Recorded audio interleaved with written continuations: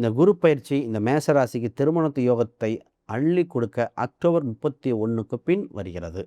அது ஏன் அப்படின்னா, சுகஸ்தானத்தில் இருக்கு இல்லைன்னு சொல்ல. அதிசாரத்தில் தான் அதீத வேகம் நடக்கிறது. 4ஆம் இடத்துல இருக்கிறது அது பொருளாதார ரீதியாக வேற மாற்றங்கள்.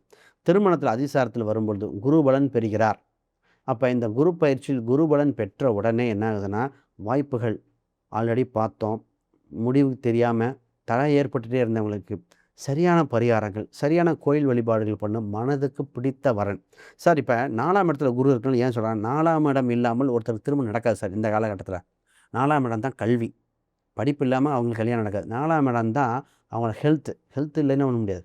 4ஆம் இடம் சொத்து, பத்து, ஸ்டேட்டஸ், கார் எல்லாமே. ஒரு ஆணோ, பெண்ணோ இன்னைய காலகட்டத்தில படிப்பு இருக்கா? அட்லீஸ்ட் சொத்து சுகம் இருக்கா?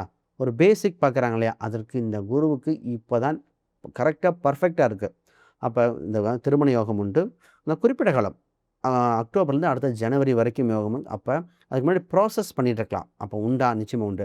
ஒரு சிலருக்கு திருமணம் போய் போய் தடை ஏற்படுதே. என்ன காரணம் அப்படின்னா, ஜாதகத்தில் சூட்சமமாக ஏதோ ஒரு தடை இருக்கு.